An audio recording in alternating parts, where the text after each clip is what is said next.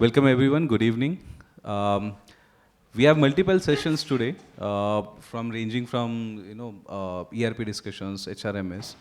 The whole ideations of the panel is understanding the industry dynamics, understanding future elements around it, problem statements maybe, or some case scenarios that we can always discuss.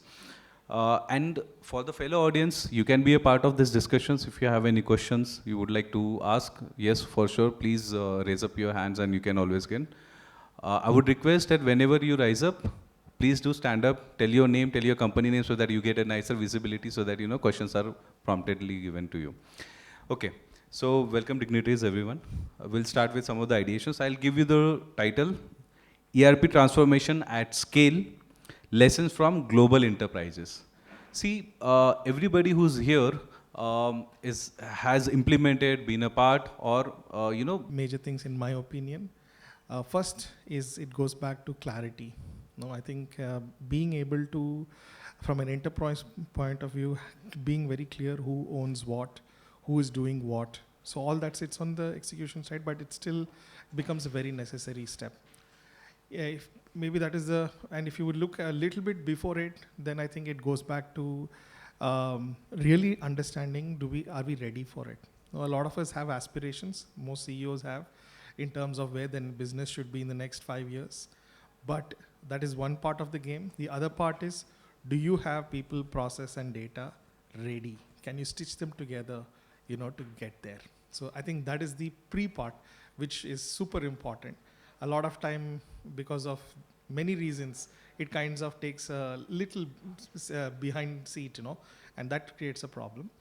The last part, I think, again, doesn't get much mentioned, but as part of transformation, we need to prepare for the transformation as well, which involves culture, which involves other dynamics which we are often not necessarily talking or maybe even tracking.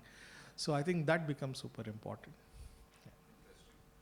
Prashant sir, I'll push up the next question, and I think you are a better person to answer that as well. So that is standardization versus localization. Okay, we are seeing Zoho grazing heavily in India. The detailing would be large enterprises often operate across multiple countries, multiple business units, compliance environments are separate. How do organizations balance global process standardizations with local operational flexibility?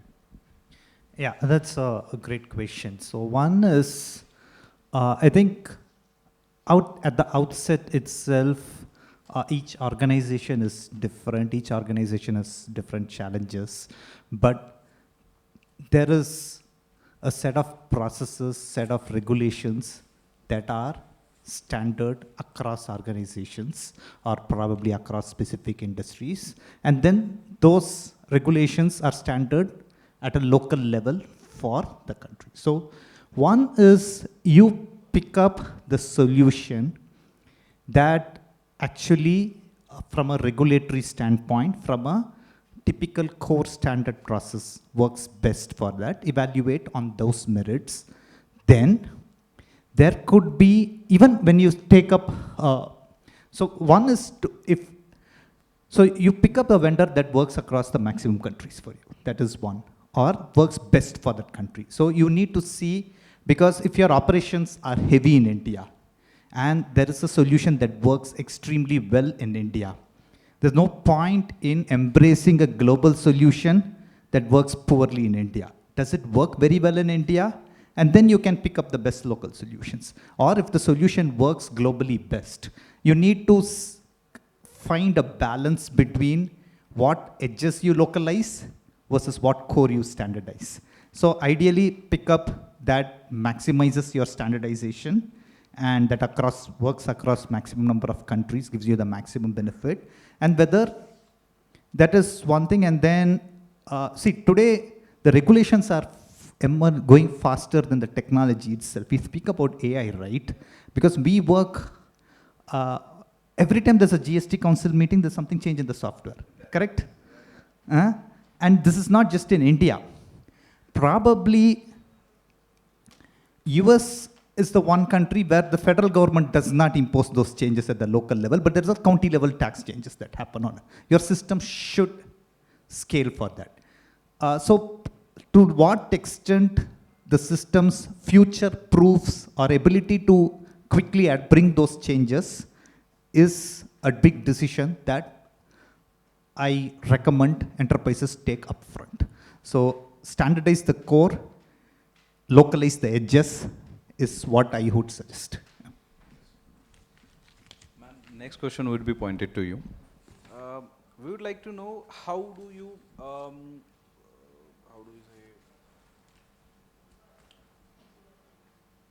Let me phrase it. Like, see, cloud ERPs, modernization, SaaS-based products. So slowly, a lot of companies are transitioning from a traditional-based ERP to a SaaS-based products. Larger ones, smaller ones. SAP is moving around that. Now, when you're working with manufacturing, like we were discussing, how do you see the cloud ERP and modernizations working for you? And to specifically tell you, many enterprises who are moving from legacy ERP systems to cloud-based platforms, what are the biggest lessons learned during modernization journeys? So whenever you have transitioned or something like that, what is the success or any kind of story that goes around that? Nice question. This is a practical challenge that we face today.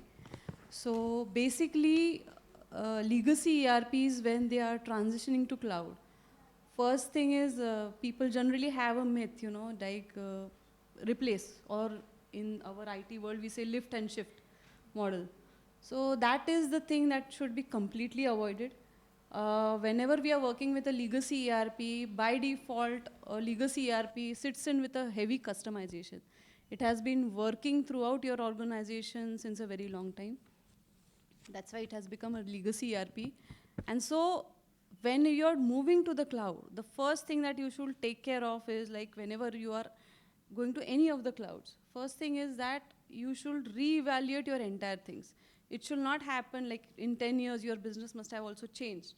So it should not happen just like it's a lift and shift to the cloud ERP. Yes, this is the best edge or best time that you redefine your process, you adapt to the new things, and then you decide. And of course it's a decision, like ERP is a people process technology stuff. So one is your technology, one is your people who have to take into confidence right from the CEO or whoever is leading the ERP program from the organization. And the departments involved. So everybody should reevaluate and then move to the cloud instance whenever they are doing. So what kind of challenges we might face? Evaluation is one, financial is second. Transformation and culture, like we discussed, that adaptation can be a bigger challenge because the old employees, non-technical employees, or who are used to a certain ecosystem, might all of a sudden, modernization might be Pushback. it might be a pushback for them, challenge for them. So what do you encourage in such for a large scale audience? See, when I say large scale means oddly a 2,000, 3,000 kind of an employee working strength with back office operations up to say 500 or 600 kind of an employee strengths. And then there are field staffs, there are there are labor staff, not exactly labor, I would say, blue collar staff, people who are working. So all of a sudden you put large systems like SAPs, Zohos and enterprise. So what could be reservations that time, and how do we challenge them for a large scale implementations?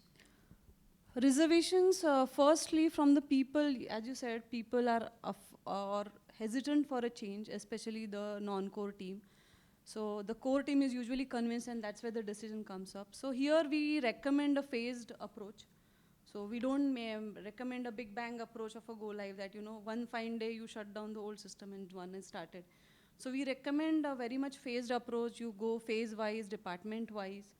And that's where people acceptability comes into picture. A lot of training is recommended. A lot of hand-holding support is recommended. And that's where we have seen that if you do a good training, if you do a good handheld of the users and a phase approach, it will definitely succeed. So next question to you, I would say. Uh, See, whenever large-scale migrations or large-scale enhancements are happening, data is of very crucial impact, right? So the subject is, question is basically the data migrations and system integrations. I would like to expand on that. In large enterprises, ERP transformation involves integrating multiple legacy systems, massive data sets. What strategies helps to ensure smoother migrations and interoperability? Thank you. I think your question is summary of all three part, because I can relate the question with data when I connect with your large industry verticals or large scale of industry. I can connect the standardization and localization aspect. I can also connect with the cloud and the modernization you can come up. And today we are living in a data world. Every day we consume so much of data. It could be a personal, it could be a professional, it could be a knowledge base. Okay, so I will keep it on this top of ERP. Data is always been a crucial on every industry. Every organization loves their data. I need my data on the newer landscape. I want to carry my 15 years of legacy on a newer landscape. But if I put it on a first question on a large scale industry have their complexity of data, their specialized formats of the information. If I put in standardization and localization, we always follow to have a standard data set. I have my own standardization, ma'am have their own standardization. It's very difficult to address such scenarios when every person has their own standardization. So I would say, see, let's put it something like SAP ECC. You have a SAP experience. okay, SAP ECC migrations to SAP HANA, or maybe SAP ECC migrating to Zoho kind of thing. so So I two keep it. different technologies, two So different ecosystems, and very big layers data sets. so I'll put it one more layer over here. SAP ECC to S4HANA and S4HANA to rise or grow. So the world is different in that layer. Okay. Yeah, there has been a different challenges when we move to ECC to S4HANA, when the S4HANA to rise or maybe grow landscape.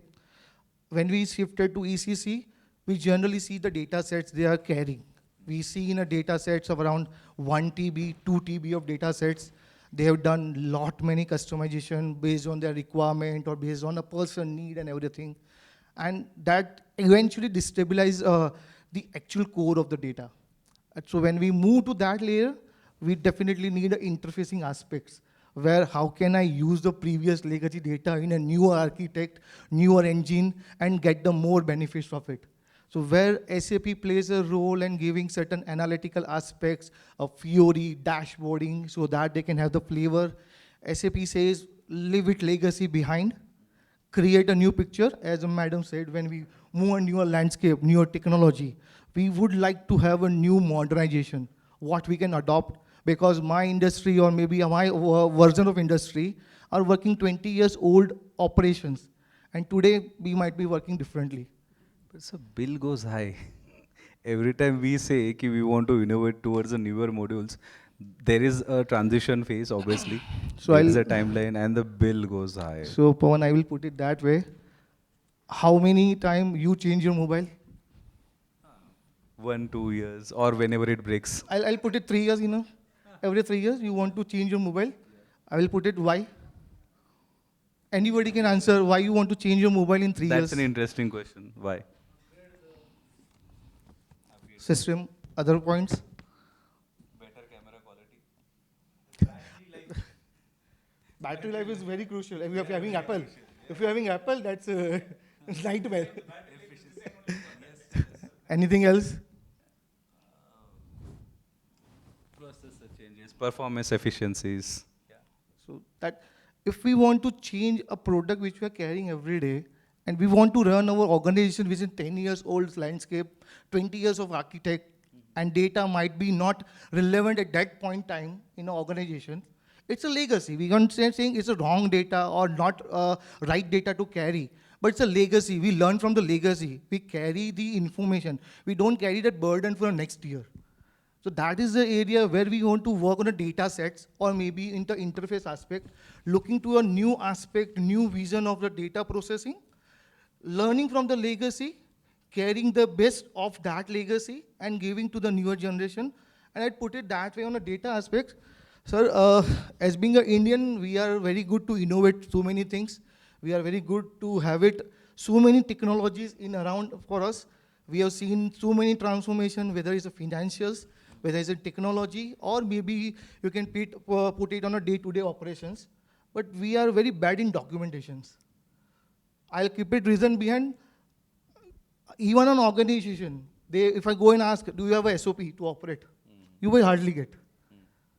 I have my Running yeah, a 1,000 CR of company, if I put in question that, sir, do you have a SOP to operate your organization? Do you have some set of information processes which you follow to operate your organization?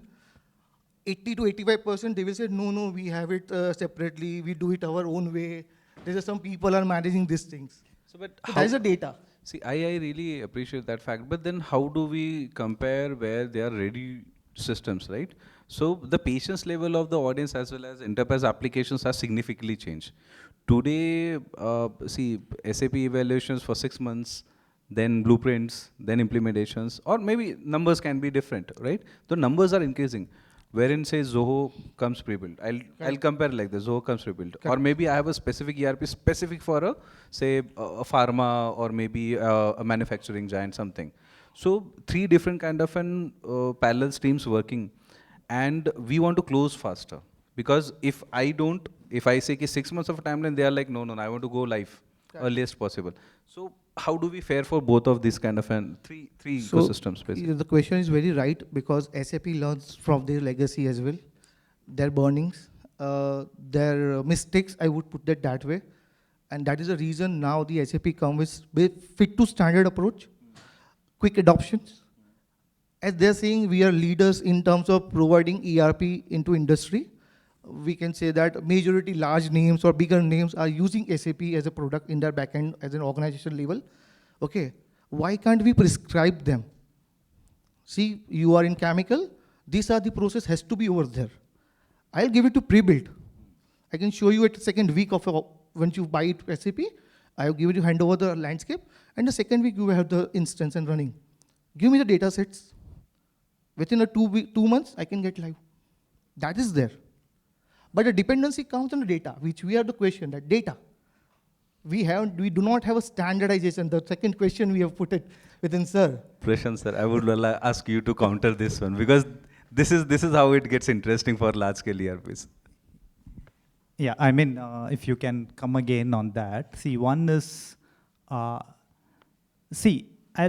take a little diverge from this. Typically, what happens is, instead of businesses going for the processes that work best for the business, they always go for the process that is limited by the system they adopt.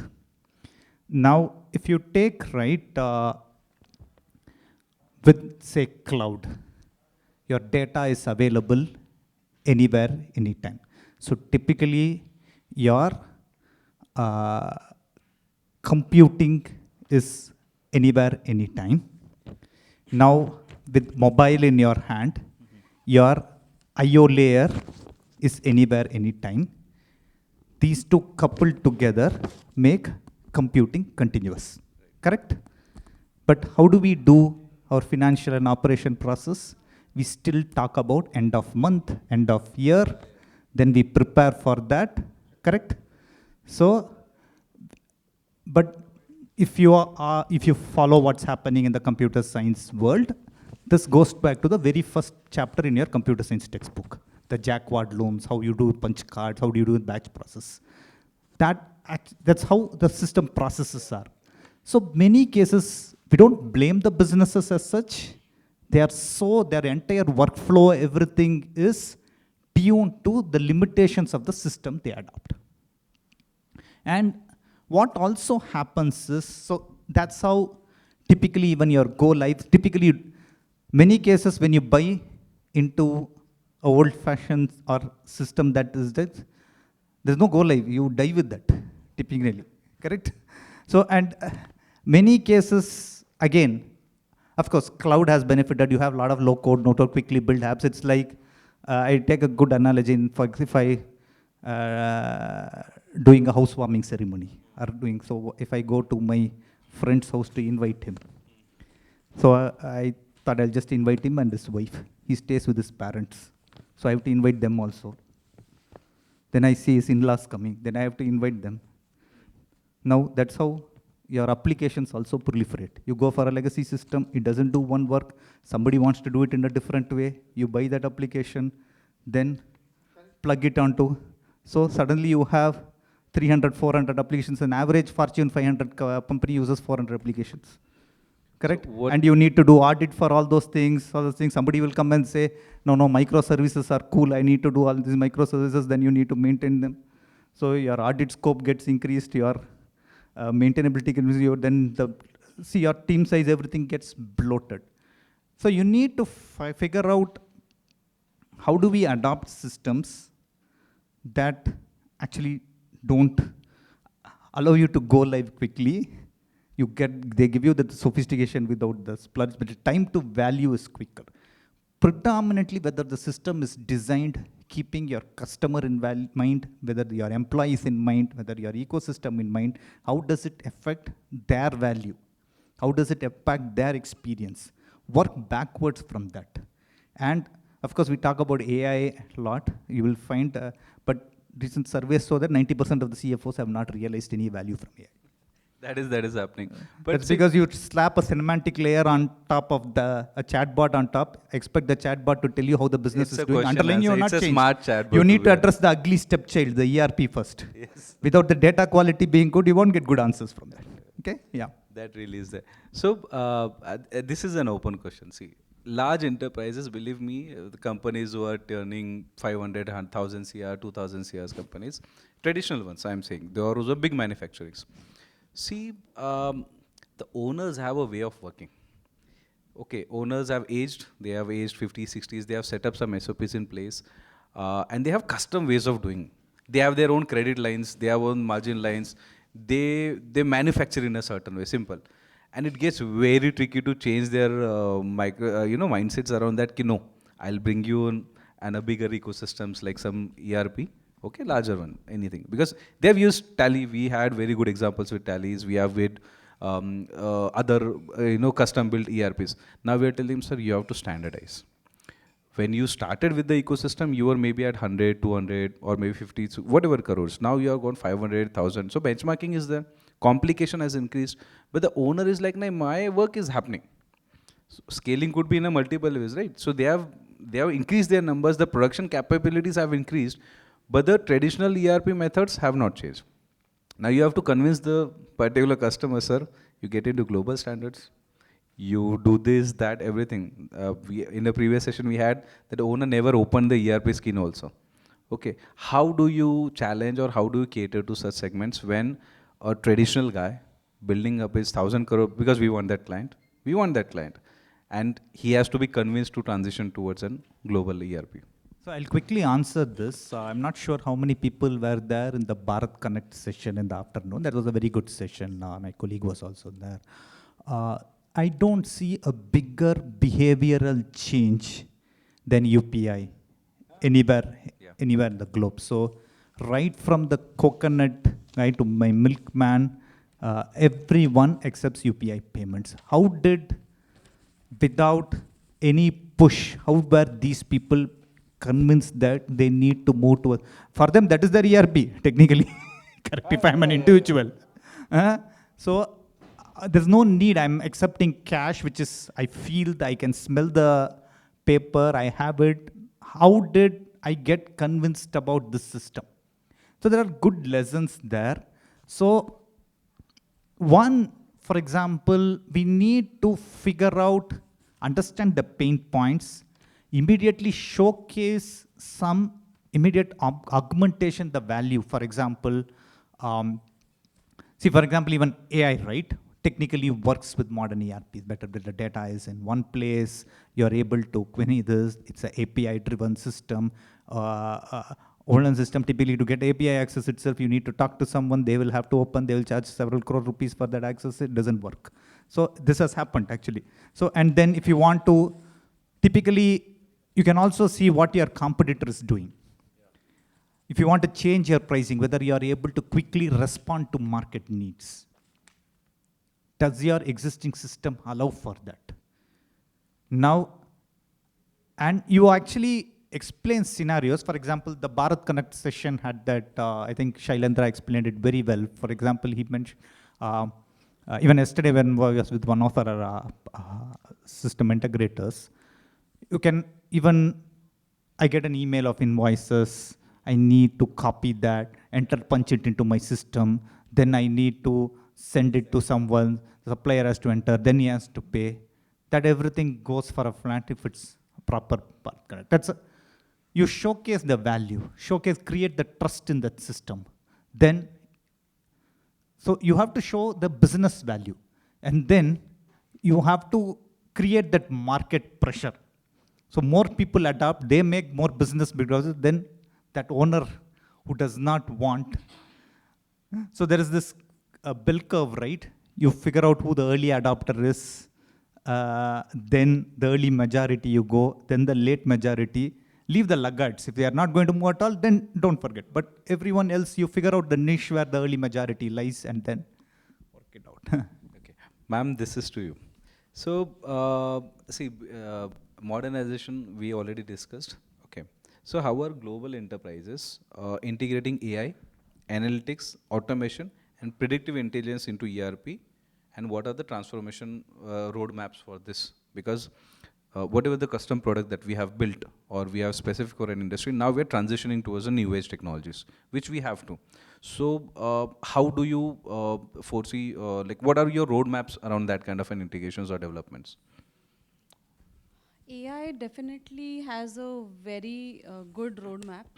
However, the integration of AI, as one of us said, it purely depends on the data. If you don't have your data in place, what will the system predict? Or what will the chatbot predict? So definitely AI has a future and it has to be integrated. It will reduce your man pressure, like billing, everything. So AI is one, like Bharat Connect is also, I can say it's not AI, but it is a kind of a functionality where automatically your data is getting into the picture. It is automatically getting into your system. A modular approach, ma'am, say maybe, see most predictions, most forecastings that happens mostly maybe happening in accounts.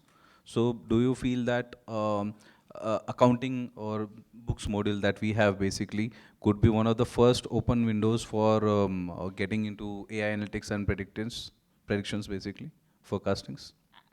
I cannot say first, but everything is getting into AI. Right from manufacturing production, people say, give me my productivity. How much will I increase, decrease if I do this, that. All planning is across everywhere. It is mostly from the CFO, CEO perspective.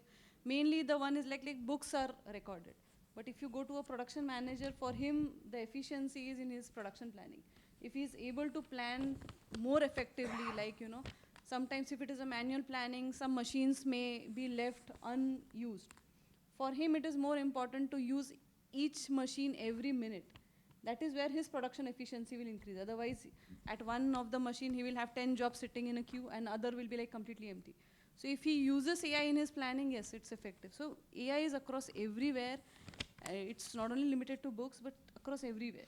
Ma'am, I'm saving the RFPs being drafted by AIs and being handed over to us for building up custom ERPs or maybe solutions in ERPs. The clients have become so smarter. And I'm talking large scale, not a small scale.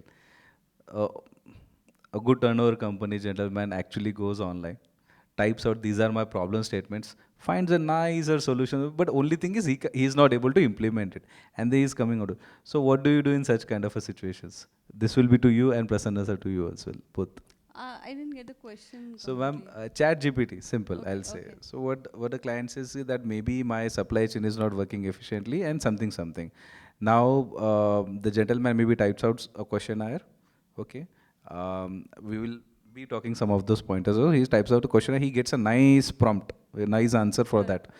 Yeah. And it's a 40-pager document. I have a very nicer example for that in one of the products. So he sends me that 40-page layout and he says, Ki, now you do. Okay. I know these are my problem statement. Believe me, the gentleman has not even read the 40 pages. And it's a problem statement for him. You have to code for it. You have to solve that particular problem statement, and then the next phase of development happens. So earlier, we used to audit, we used to suggest. Now that doesn't happen. The client sends us the RFP directly, something like this. Correct, correct. So any situations like that? Fun part? Definitely, clients RFP, initially, yes, client used to give one problem statement and we used to send them lengthy SOWs. Yeah. Now it is a completely around way. Client gives us the RFQ, a lengthy document, and then we have to build a solution or propose a solution for it. But that way, we cannot use ChatGPT. The client has used definitely. We have to do the fit gap. That is a manual process that we really Yes. have to do.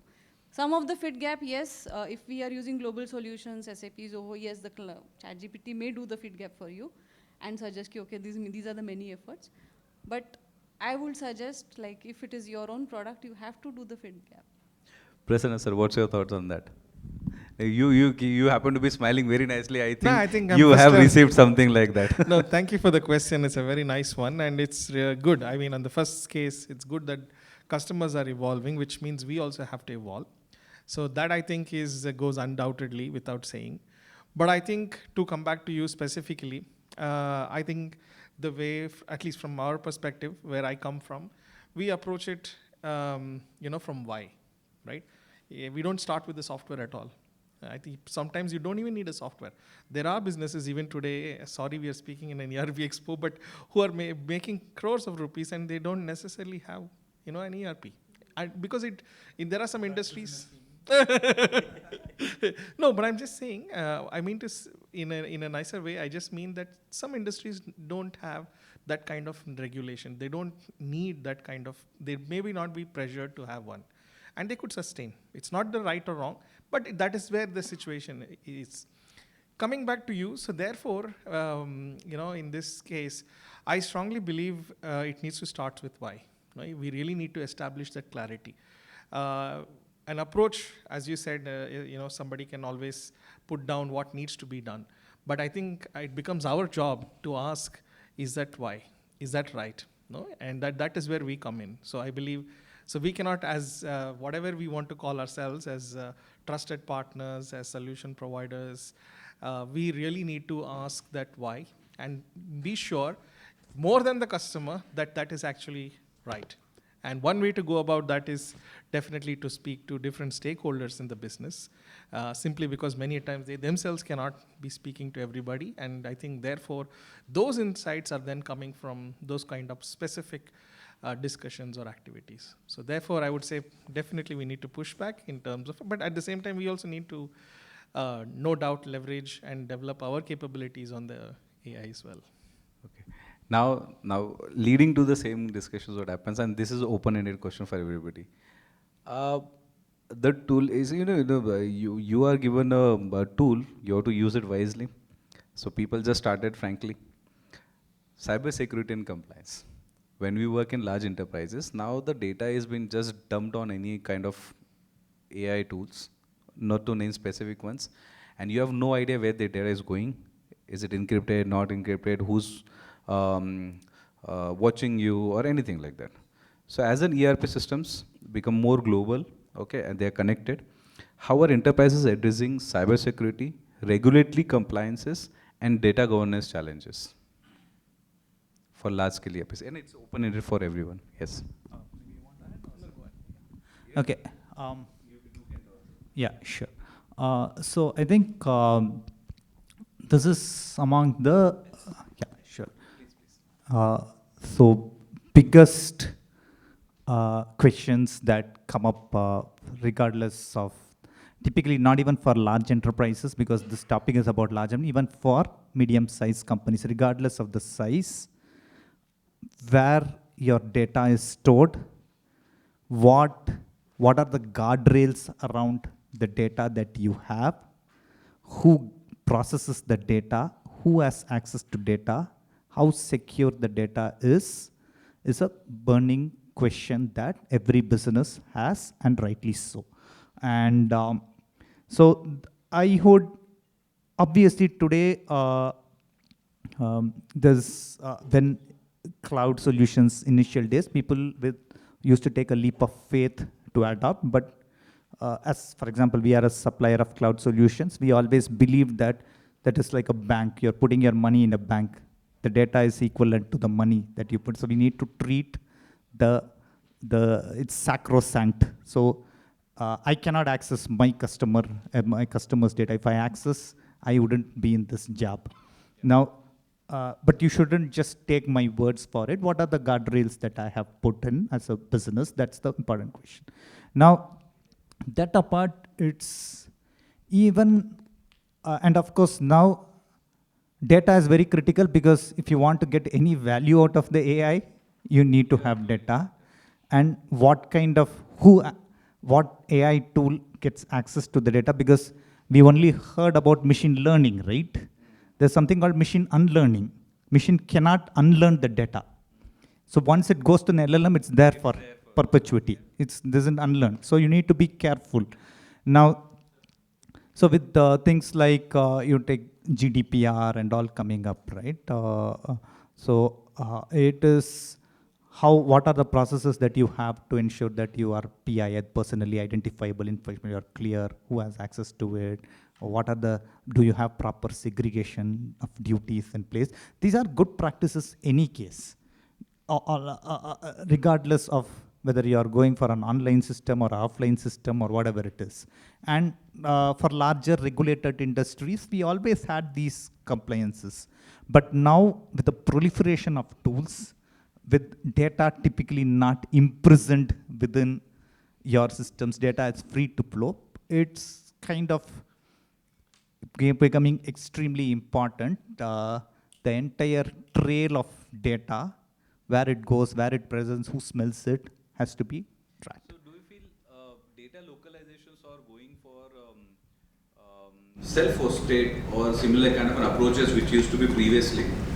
What do you feel about this? So I think one is, I believe for most industries, most customers, cloud would be an ideal option, because the kind of investment a cloud vendor makes into making the data secure, because that entire investment, learning that over a period of time we would have gathered, we would have amortized over a large set of customers. That's extremely difficult for one single customer to this thing. However, if you are in a highly regulated industry, and that's what it demands, things like defense networks, then probably you need to figure out, you need to make that investment in this thing. Now, that is one. And then furthermore, what is happening more is, what we see at Zoho is a lot of countries demand data to be within their borders. Data sovereignty is becoming, whether it's self-hosted or not, that's a different thing, data sovereignty. So you need to have your data centers everywhere in a lot more countries. So the data center management, that investment, if you are a cloud provider, you need to willing to make, or you need to find the cloud provider yourself. So that is one, and customers need to know where for example, if a business adopts our solution, that means they are entrusting, we are custodians of their customers' data. Then they need to know where their customers' data is hosted, where it goes, all those things. So that part we have to make it clear for them. Yeah. So, Prashant ji has covered up so many points in terms of cloud world, challenges in terms of cyber world is facing it as a user we face. Okay, I can connect the law we came up in India. Then sir has highlighted to have my data in my country. We have our very live case in our hand that way.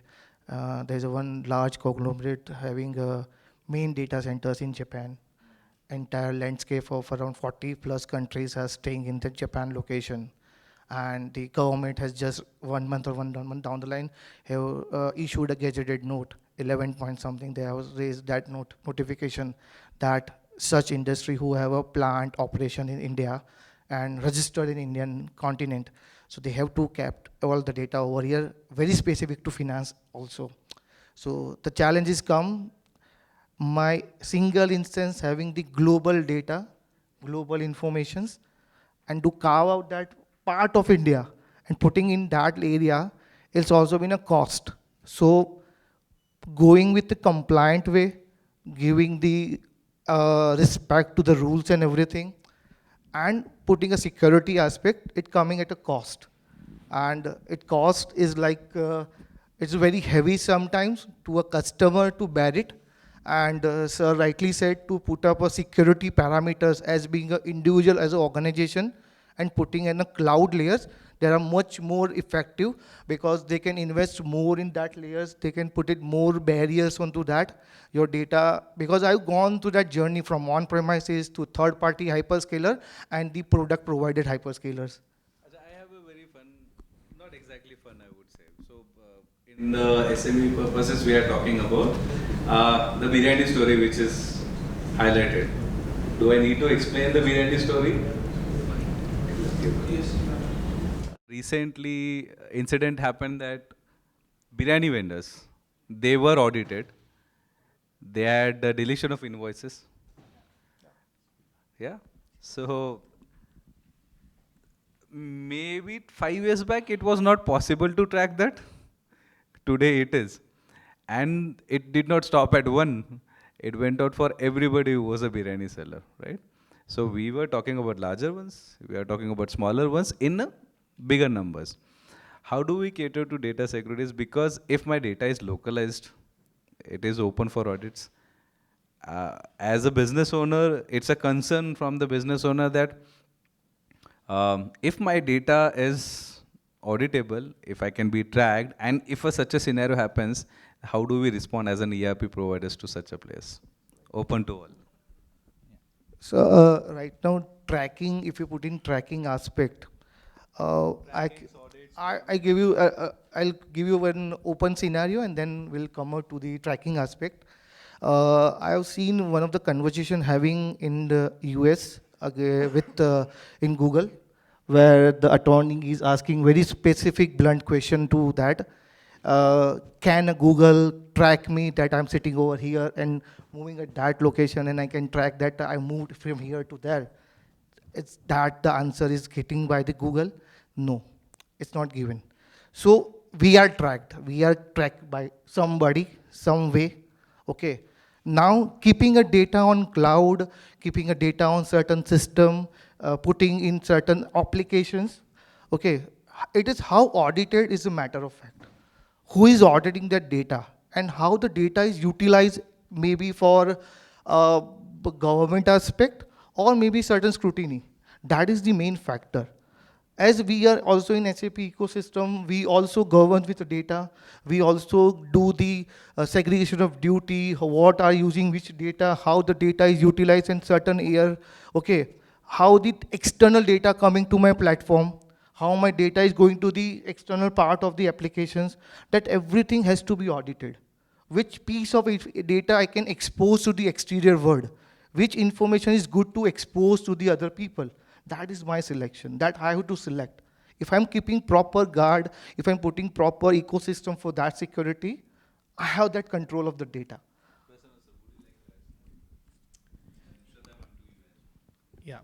No, I think most of it already has been covered. I still think that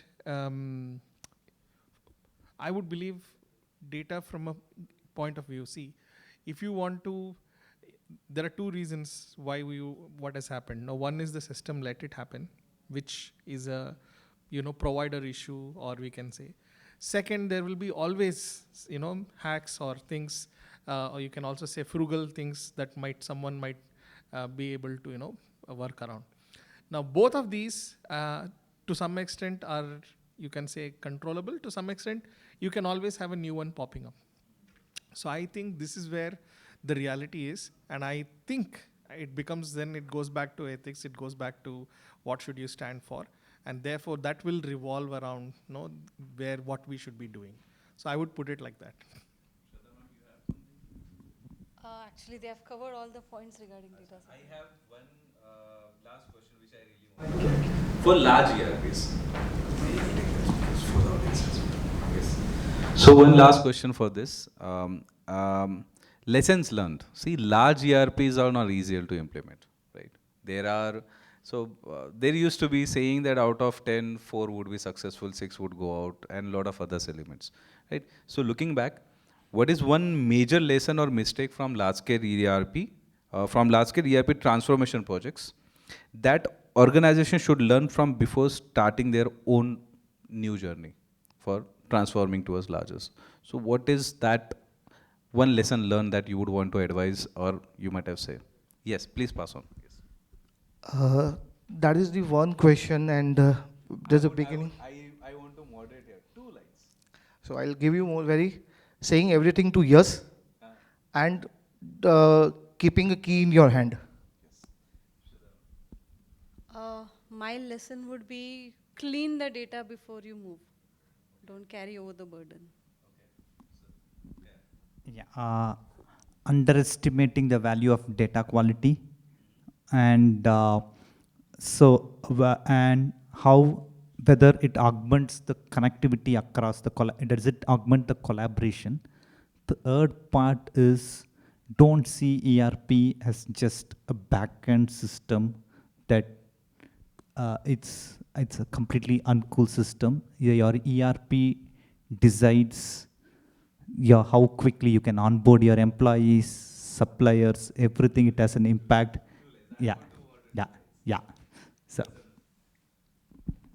My lesson is to continuously, as you're going through that process, continuously check yourself. Why am I doing this? If I'm doing this, I should be able to make decisions faster. Things should be much more clearer, and it should help me hitting my top and bottom lines, right? So that's a continuous thing that you need to do. Not at one fine day, not when it's too long. That's how I would put it. Stage is open for audience. We have good dignitaries who have implemented larger solutions. Any questions, please do rise up. Please mention your name and company name, and you can ask that question. Stage is yours. Anybody? Please, sir. Yeah. So please rise up. I would really want to know the name and for everybody. We know, yeah. I know.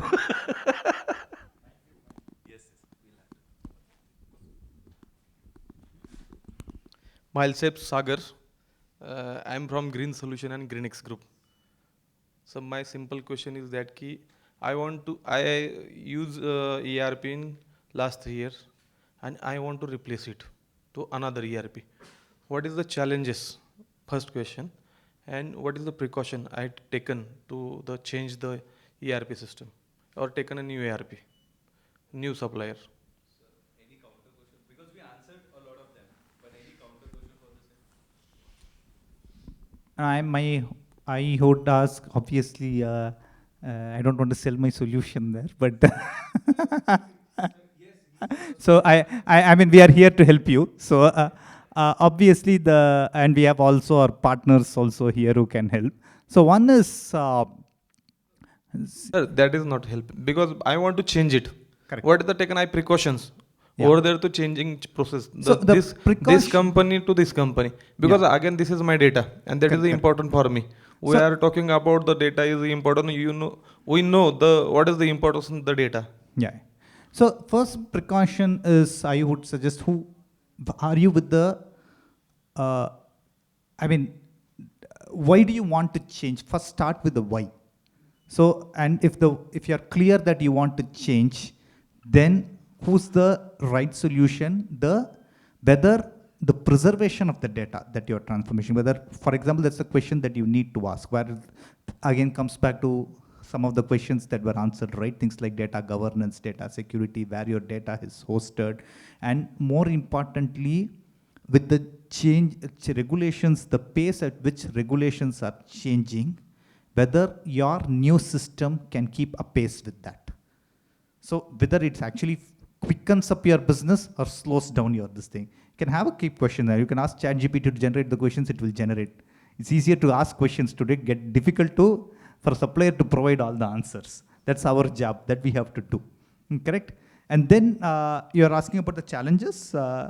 Typically the challenges revolve around change management. How ready are your people? So sometimes, for example, somebody who decides, if first of all, the executive support is there within the organization. If the executive support is there and you are not happy with your current system, it's time to change. But you also need to get the,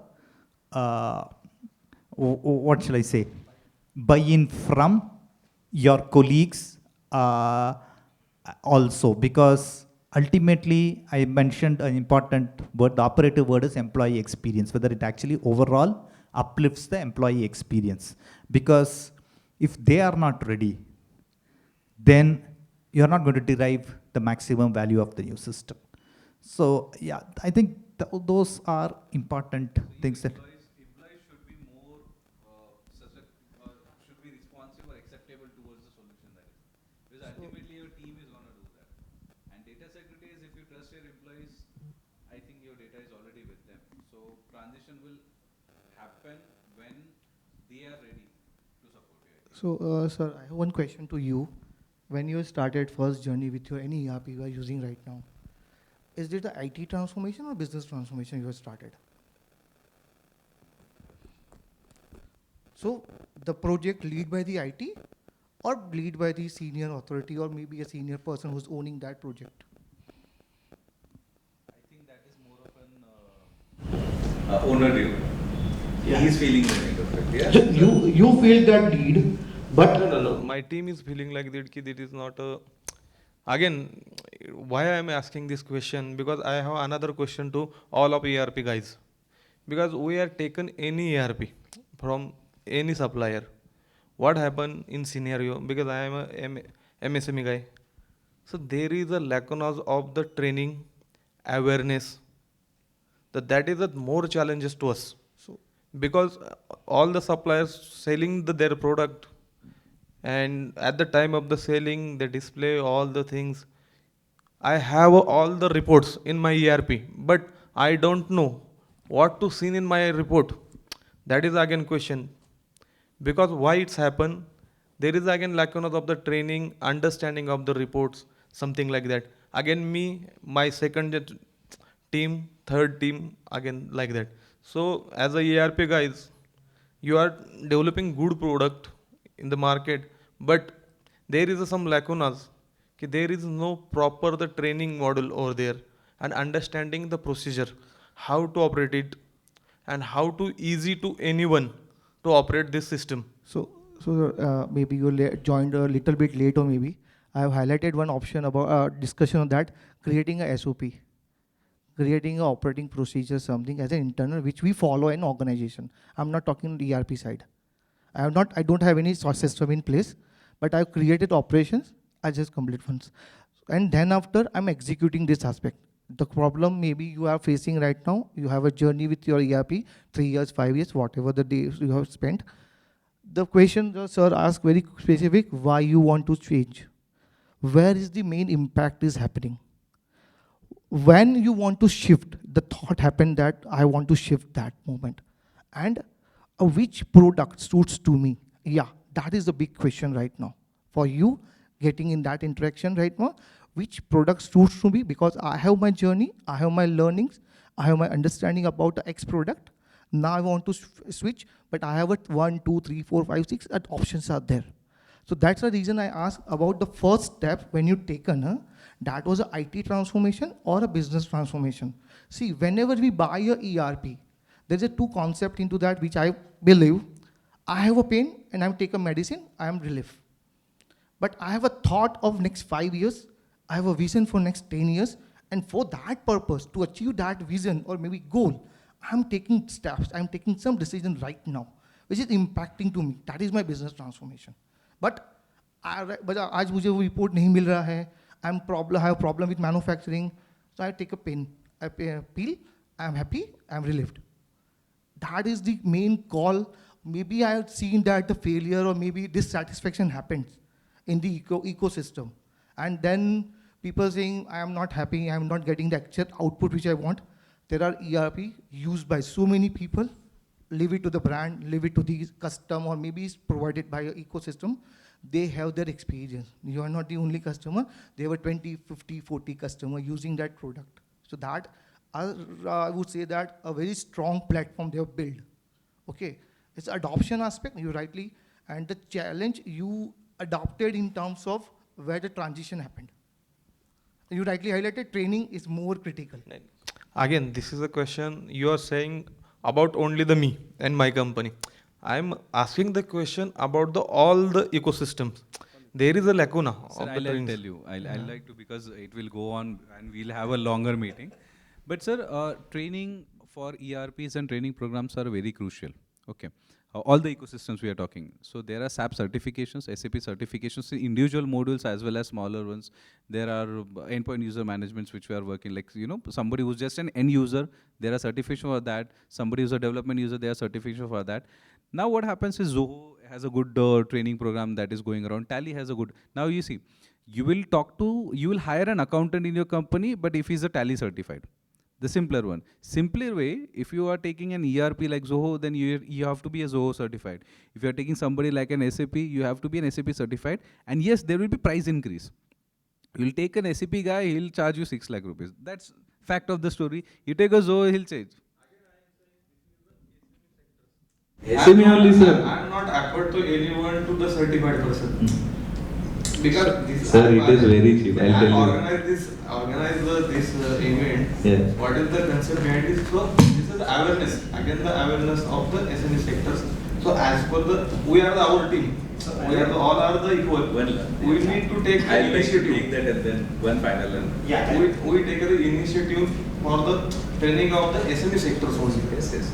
Yeah. I would like to answer that. First thing, as whenever we are taking a new ERP or we are changing it, first question is, of course, people ask is why.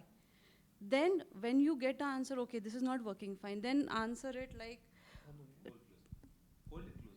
yeah, okay, just take top 3 points, why do you want to change or adopt an ERP? Whether it is like, if you're changing, if it is like current ERP doesn't support, then second is ERP has 3 terms which has to be successful for any go live. People, process, technology. So one is the ERP itself, if it is not technology functional. Okay, second is the people. As you rightly said, currently I see, okay, support is a problem, which is most of in the stuff, like people are not trained. And second, people, process. Whether we are following the correct process or the wrong process, and whether ERP is depicting or not.